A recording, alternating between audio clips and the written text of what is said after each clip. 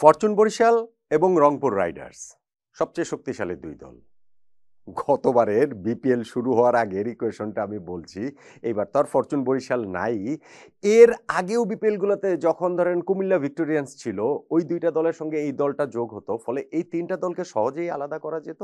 অন্যান্য দলগুলোর চেয়ে শক্তিতে তারা অনেকখানি এগিয়ে থাকতো।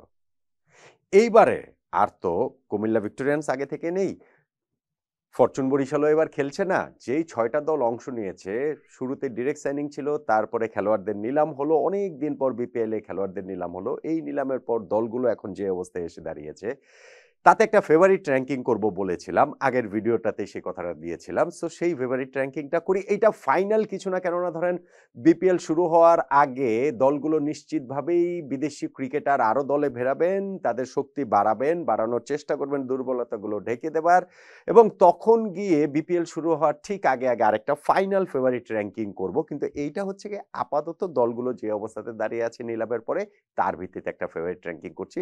আমার সঙ্গে আপনি মিলে দেখতে পারেন। অনেকগুলো জায়গাতেই আপনার সঙ্গে আমার না মেলার যথেষ্ট সুযোগ রয়েছে। আমি পেছন দিকে শুরু করে ১, ২, ৩, ৪, ৫, ৬, তো ৬ নম্বরে আমি রাখছি চট্টগ্রাম রয়্যালসকে। ভাই, চিটাগাংবাসী আমাকে গালিগালাজ করেন না, রাগ করেন না। যেই দলটা তারা তৈরি করেছে, তাদের দলের মধ্যে হচ্ছে গিয়ে নাইম শেখকে ১,১০,০০,০০০ টাকা দিয়ে তারা নিয়েছে। নিলামের সবচেয়ে দামি ক্রিকেটার নাইম শেখ। তারপরেও এই দলটাকে আমি ৬ নম্বরে রাখছি। কি কারণে? কেন ধরেন এই দলটার আমি যদি দেখি, তারা সরাসরি এর আগে চুক্তিতে মেহেদী হাসান এবং মানে শেখ মেহেদী হাসান এবং তানভীর ইসলামকে নিয়েছিল, এবং আবরার আহমেদ, ৩ জন ওই জায়গাটাতে ছিল। আমাদের এই যে চট্টগ্রাম রয়্যালসের যেই দলটা হয়েছে, সেখানটাতে নাইম শেখকে এত টাকা দিয়ে তারা নিয়েছে। কিন্তু আপনি যদি ব্যাটিং এর কথা বলেন, এর বাইরে নাইম আপনাকে রান দেবে রেগুলার, এই প্রত্যাশার জায়গা থেকে নিয়েছে। এর বাইরে আপনি যদি বলেন মাহমুদুল হাসান জয়, কিংবা জিয়াউর রহমান, কিংবা সালমান হোসেন, শুভাগত হোম, নিরোশন ডিকেবেলা, অ্যাঞ্জেলো পেরেরা, এই ব্যাটিং লাইন আপ ভাই আসলে ভেরি ভেরি পুয়ার। এই জায়গাটাতে যদি তারা খুব ভালো বিদেশি না আনতে পারে, তাহলে ৬ নম্বরে উপরে ওঠার তাদের আমি সুযোগ দেখি না। স্পিন বোলিং ডিপার্টমেন্ট তাদের ভালো, শেখ মাহেদী, তানভীর এবং আবরার, এই ৩ জন যাদেরকে ডিরেক্ট সাইনিং করেছিল। সো এইটাই তাদের একমাত্র ভালো জায়গা, ট্রাম্প কার্ড যেটা হতে পারে। আরাফাত সানি অভিজ্ঞ রয়েছে, পেস বোলিংয়েও শরীফুল আবওয়াইদার রনের রয়েছে। তো ব্যাটিংটা এত দুর্বল যে তাদেরকে আমি আসলে ৬ নম্বরে রাখছি চট্টগ্রাম রয়্যালসকে। ৫ নম্বরে নোয়াখালী এক্সপ্রেস। নোয়াখালী এবার নতুন দল, প্রথমবারের মতো বিপিএল তারা খেলছে। দলটা যে খুব খারাপ হয়েছে তা নয়, কিন্তু অন্যান্য দলগুলোর চেয়ে আমার কাছে মনে হয়েছে যে তাদেরকে আসলে ৫-এর উপরে ওঠাতে পারছি না। আমি বলি, গতবার যেমন ওই দুইটা দলের সঙ্গে রংপুর এবং বরিশালের সঙ্গে অন্য দলগুলোর স্পষ্ট পার্থক্য ছিল, এইবার কিন্তু পার্থক্যগুলো অত প্রকট না। ফলে এইটা খুব সহজেই কিছু বিদেশি প্লেয়ার ইনক্লুড করলে বা টুর্নামেন্ট যখন শুরু হবে তখন যদি একটা মোমেন্টাম পেয়ে যায়, এই জিনিসটা চেঞ্জ হয়ে যেতে পারে। কিন্তু আপাতত আমার কাছে নোয়াখালী এক্সপ্রেসকে আমি আসলে ৫-এর উপরে রাখতে পারছি না। তাদের এই দলটাতে হাসান মাহমুদ, সৌম্য সরকার, জনসন চার্লস, কুশল মেন্ডিসকে তারা ডিরেক্ট সাইনিং এ নিয়েছে। তার মধ্যে সৌম্য, চার্লস, কুশল মেন্ডিস টপ অর্ডার ব্যাটিং এর সঙ্গে এইখানটাতে তারা ৫০ লাখ টাকা দিয়ে হাবিবুর রহমান সোহানকে নিয়েছে। ফলে টপ অর্ডার ব্যাটিংটা তাদের এক্সপ্লোসিভ হওয়ার এভরি পসিবিলিটি রয়েছে। জাকের আলী অনিক, মাহিদুল ইসলাম অঙ্কনের মতো ক্রিকেটারকেও তারা এই জায়গাটাতে দলে ভিড়িয়েছে। পেস বোলিং এ তাদের রেজাউর রহমান রাজা ও সাদাত হোসেন দীপ ওইখানে রয়েছে, মেহেদী হাসান রয়েছেন, তাদের কিন্তু এই হাসান মাহমুদ রয়েছেন। পেস বোলিংটাও যথেষ্ট ভালো, কিন্তু স্পিনটা আসলে এইখানটাতে নোয়াখালী এক্সপ্রেসকে ডুবিয়ে দিতে পারে। তাদেরকে যে আমি ৫ নম্বরে রেখেছি, বাংলাদেশে যেই রকম উইকেটে খেলা হয় বিপিএল, এবং সেই বিবেচনায় রেখে স্পিন শক্তি যদি না থাকে, তাহলে কিন্তু দলগুলোর পক্ষে কনসিস্টেন্টলি ভালো করা খুব কঠিন। আমি দেখতে পাচ্ছি যে তাদের এই পুরো দলের মধ্যে নাজমুল ইসলাম অপু, তিনি হচ্ছেন গিয়ে একমাত্র রিলায়েবল স্পিনার। তাকেও বা কতটা রিলাই করা যায়। ফলে নোয়াখালী এক্সপ্রেসকে আমি আসলে ৫-এর উপরে রাখতে পারছি না, স্পেশালি তাদের এই স্পিনের ঘাটতির কারণে। নাম্বার 4 আমার এইখানটাতে আমি একটুখানি 3 এবং 4 নিয়ে আমি আসলে খুবই কনফিউজ ছিলাম। এখনো আমি কনফিউজ যে আসলে কাকে একটু এগিয়ে রাখবো, কাকে একটু পিছিয়ে রাখবো।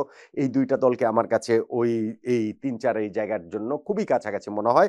যাই হোক, আমি ৪ নম্বরে ঢাকা ক্যাপিটালসকেই রাখছি। ঢাকা ক্যাপিটালস, দেখুন ঢাকা ক্যাপিটালস দলটা কিন্তু ভালো, বেশ ভালো, খুবই ভালো, এবং চ্যাম্পিয়ন হবার মতো দল।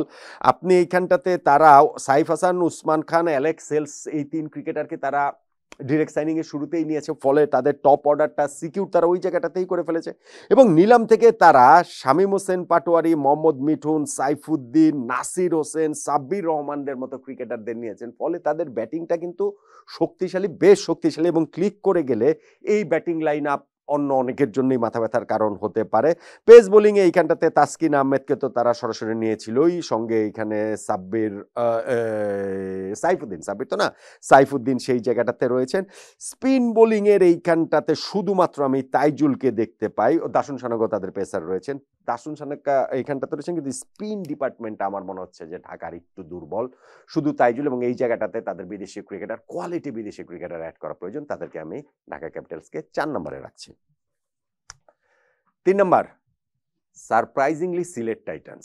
মানে সিলেট টাইটান্সকেই আমি আসলে 4-এ রাখবো নাকি 3-এ রাখবো, ওইটা নিয়ে একটু কনফিউজ ছিলাম। আর সারপ্রাইজিংলি বলছি কেননা হচ্ছে গিয়ে সিলেটের যেই দল গতবার তৈরি হয়েছিল, দল তৈরির সময় বোঝা গিয়েছে যে এই দলের পক্ষে লাস্ট ছাড়া অন্য কোনো কিছু হওয়া সম্ভব নয়, এত রকম দুর্বল ছিল, কিন্তু এইবারের দলটা কিন্তু খারাপ হয়নি, বেশ ভালো হয়েছে এবং নিলামের পরে আমি তো সেই কারণেই তাদেরকে 3 নম্বরে রাখছি। আপনি দেখেন এই দলটাতে হচ্ছে গিয়ে তারা সাইম আইয়ুবকে পিক করেছে এবং সাইম আইয়ুবকে যদি তারা পুরো টুর্নামেন্ট খেলাতে পারে সেইটা একটা মাস্টার স্ট্রোক হয়ে যেতে পারে। সঙ্গে পারভেজ হোসেন, ইমন, রনি তালুকদার, জাকির হাসান, এই ক্রিকেটাররা কিন্তু তাদের রয়েছেন, আরিফুল ইসলাম রয়েছেন, অ্যাঞ্জেলো ম্যাথুস, অ্যারন জোন্স, মমিনুল হক, ফলে তাদের ব্যাটিং লাইন আপটা কিন্তু একই সঙ্গে যেমন এক্সপ্লোসিভ হতে পারে, একই সঙ্গে রিলাই করার মতো হতে পারে। উইকেটের চরিত্র বিবেচনা করে এইটা আসলে এই অ্যাডাপ্টেশন যেই ব্যাটিং লাইন আপগুলো থাকবে তাদের পক্ষে ভালো করার সম্ভাবনা বেশি, সিলেটের ব্যাটিং লাইন আপের সেই সক্ষমতার জায়গাটা রয়েছে। স্পিন বোলিং ডিপার্টমেন্ট তাদের খুবই ভালো, নাসুম, মিরাজ, সাইম আইয়ুবও তো এখন হচ্ছে গিয়ে বিশ্বের সেরা টি-20-তে 1 নাম্বার অলরাউন্ডার হয়ে গেছেন তার ওই স্পিন বোলিং এর কারণে। ও আফিফও তো তাদের রয়েছেন এই সিলেট দলটাতে ব্যাটিং এর কথা যেখানটাতে বলছিলাম, ফলে তাদের এই জায়গাটা আসলে খুবই খুবই স্ট্রং বলে আমার কাছে মনে হয়। পেস বোলিংয়েও মোহাম্মদ আমের রয়েছেন, এইখানটাতে তারা হয়তো বা পেস বোলিংয়ে আরও কাউকে বিদেশ থেকে অ্যাড করতে পারেন, সেই ক্ষেত্রে সিলেটের পক্ষে কিন্তু কনসিস্টেন্টলি ভালো করার চান্স থাকবে। আমি সিলেটকে 3 নম্বরে রাখছি। টুর্নামেন্ট শুরু হওয়ার আগে 2 নম্বরে আমি রাখছি রাজশাহী ওয়ারিয়র্সকে। Rajshahi very good team, very balance team, তারা যেই টিমটা করেছে এবং সেই টিমটাতে মানে মানে টিমটার পেছনে অনেক ব্রেইন আছে বোঝা যায়, অনেক চিন্তা ভাবনা করে প্লেয়ার কোন পজিশনে কোন প্লেয়ার লাগবে সবগুলো জায়গা ফাঁকা করার, মানে ফাঁকা জায়গাগুলো ভরাট করার চেষ্টা এখানটাতে রাজশাহী ওয়ারিয়র্স করেছে। তারা শুরুতেই ডিরেক্ট সাইনিংয়ে নাজমুল হোসেন শান্ত, তানজিদ হাসান তামিম, সাহেবজাদা ফারহানের মতো 3 জন টপ অর্ডার ব্যাটসম্যান নিয়েছে, ফলে এই জায়গাটা তারা ওয়েল কাভার্ড এবং তারা এই অকশন থেকে জিসান আলমকেও নিয়েছে, ফলে টপ অর্ডারটা নিয়ে কোনো দুশ্চিন্তা থাকার কোনো কারণ নেই। তারপরে আপনার এখানে ব্যাটসম্যান হিসেবে ইয়াসির আলী চৌধুরী, রাব্বি, আকবর আলী, তাদেরকেও এখানটা নিয়েছে, এস এম মেহরব হাসান, মুশফিকুর রহিমকে তারা কিন্তু এই জায়গাটাতে শেষে গিয়ে অ্যাড করেছে এবং সেইখানটাতে আমার কাছে মনে হয় মুশফিক তো কনসিস্টেন্ট পারফর্মারই, তিনি তো রান করবেনই, ফলে তাদের ব্যাটিং লাইন আপটা কিন্তু টপ অর্ডার বলেন, মিডল অর্ডার বলেন, লোয়ার মিডল অর্ডার বলেন, সেটা কিন্তু মোটামুটি আসলে খুবই খুবই ভালো বলে আমার কাছে মনে হয়। পেস বোলিংয়ে তাদের এইখানটাতে তানজিম হাসান সাকিবকে তারা 68 লাখ টাকা দিয়ে নিয়েছে, নিশ্চয়ই অনেক বড় এক্সপেকটেশন তার কাছে। সঙ্গে আমাদের কিছুদিন আগে যে ওই এশিয়া কাপ খেলে আসলো, রাইজিং স্টার্স এশিয়া কাপের আমাদের বোলিংয়ের 2 হিরো রিপন মন্ডল এবং আব্দুল গাফফার সাকলাইন, এই 2 জনকেও কিন্তু তারা এইখানটাতে নিয়েছে। জাহানদাদ খান রয়েছেন পাকিস্তানি পেসারও তাদের সঙ্গে, আর স্পিন বোলিংয়ে মোহাম্মদ নেওয়াজ রয়েছেন, আছেন এইখানটাতে হচ্ছে দুষ্মন্ত হেমন্ত এবং ওয়াসি সিদ্দিকী, হাসান মুরাদ তিনিও রয়েছেন বাতি স্পিনার, ফলে রাজশাহীর এই টিমটা কিন্তু আপনি কাগজে কলমে যদি দেখেন মোটামুটি কিন্তু সবগুলো গ্রাউন্ড তাদের কাভার করা আছে, সেই কারণে আমি তাদেরকে 2 নম্বরে রাখছি।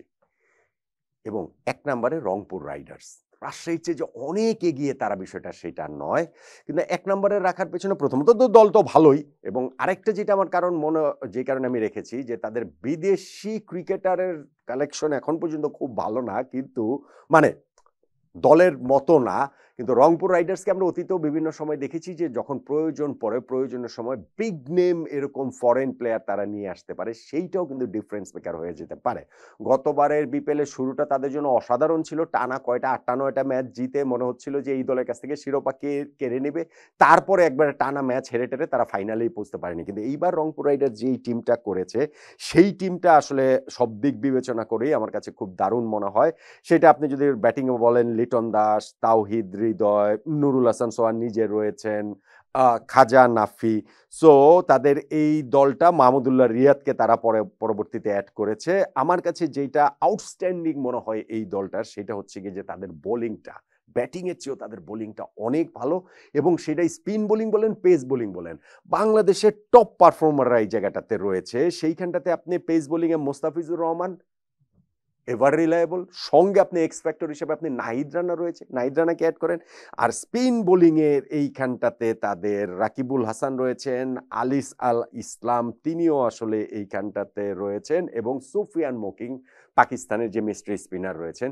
এই তিনজন কিন্তু প্রতিপক্ষ ব্যাটসম্যানদের অবস্থা কাহিল করে দিতে পারেন, একেবারে ত্রাহি মধুসূদন অবস্থা করে দিতে পারেন এবং মুস্তাফিজ আর নাহিদ রানার কথাও বললাম। ফলে তাদের কিন্তু হচ্ছে গিয়ে এই টিমটা খুবই খুবই ব্যালেন্স টিম বলে আমার কাছে মনে হয়। রংপুর রাইডার্সকে আমি আসলে ১ নাম্বারেই রাখছি।